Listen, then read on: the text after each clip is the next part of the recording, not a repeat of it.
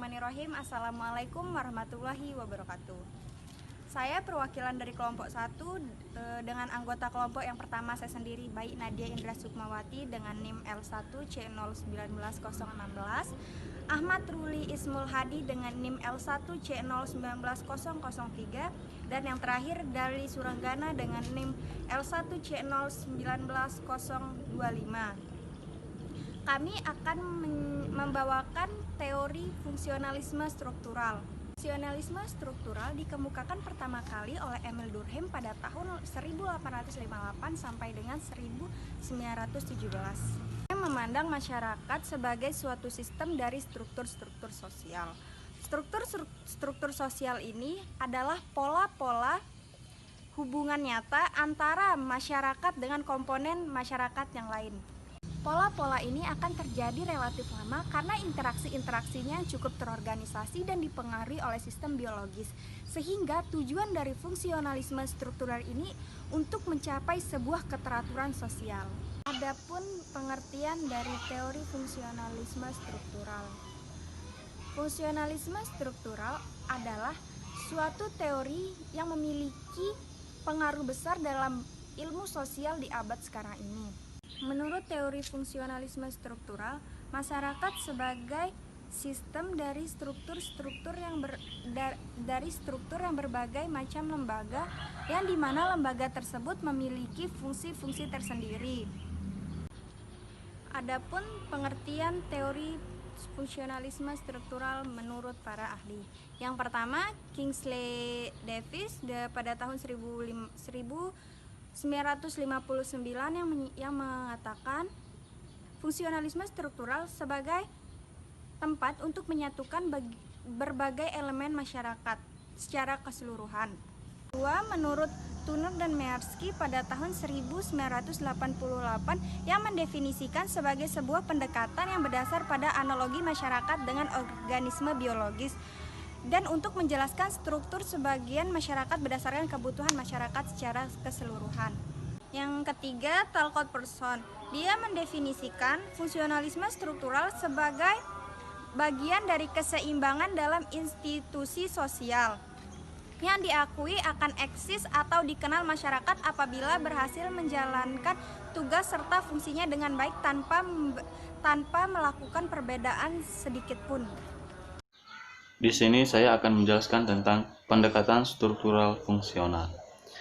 Pendekatan struktural fungsional dibedakan menjadi 5. Yang pertama, masyarakat haruslah dilihat sebagai suatu sistem daripada bagian-bagian yang saling berhubungan satu sama lain. Yang kedua, dengan demikian, hubungan mempengaruhi di antara hubungan-hubungan tersebut adalah bersifat ganda dan timbal balik. Yang ketiga, sekalipun integrasi sosial tidak pernah dapat dicapai dengan sempurna, namun secara fundamental, sistem sosial cenderung bergerak ke arah equilibrium. Yang keempat, sekalipun disfungsi, ketegangan, dan penyimpangan senantiasa terjadi juga. Akan tetapi, dalam jangka panjang, keadaan tersebut akan teratasi dengan sendirinya melalui penyesuaian dan proses institusional. Dan yang kelima, faktor yang paling penting yang memiliki daya mengintegrasikan suatu sistem sosial adalah konsensus antara para anggota masyarakat mengenai nilai-nilai kemasyarakatan tertentu. Kemudian saya akan menjelaskan tentang fungsi Hegel. Suatu sistem harus memiliki 4 fungsi antara lain. Yang pertama, adaptation atau adaptasi. Sebuah sistem harus menanggulangi situasi eksternal yang gawat. Yang kedua, goal attainment atau pencapaian tujuan. Yang ketiga, integration atau integrasi adalah sebuah sistem harus mengatur hubungan bagian-bagiannya yang menjadi komponennya. Dan yang terakhir, retention atau pemeliharaan pola. Sebuah sistem harus melengkapi, pemeliharaan dan memperbaiki baik motivasi individual maupun pola kultural yang menciptakan dan menopang motivasi. Kemudian ada struktur sistem tindakan umum. Dibedakan menjadi 4. Yang pertama, organisme perilaku yang tertuju pada fungsi adaptasi. Kemudian yang kedua, sistem kepribadian yang tertuju pada fungsi pencapai tujuan. Dan yang ketiga, sistem sosial yang tertuju pada fungsi integrasi.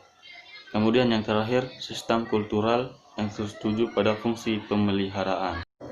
Kemudian saya akan melanjutkan tentang intipati teori struktural fungsional.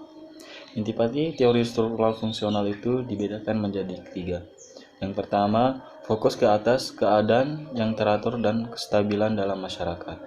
Yang kedua, masyarakat adalah suatu sistem yang sering berhubungan, mempunyai bagian yang sering bergantungan, dan bagian-bagian ini institusi sosial atau struktural, contohnya institusi keluarga, pendidikan, ekonomi, agama, dan lain-lain.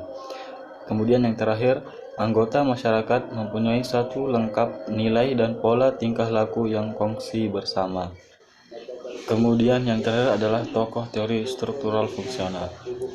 Tokoh utama yang mendukung teori fungsionalis ini termasuk Emil Durkheim, T. Scott Pearson, Robert Merton, dan Jeffrey Alexander.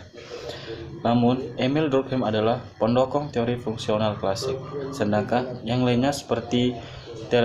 Scott Pearson, Robert Merton, dan Jeffrey Alexander adalah pendukung teori struktural fungsional yang modern. Sekian dari kelompok kami, kurang lebihnya mohon maaf. Wassalamualaikum warahmatullahi wabarakatuh.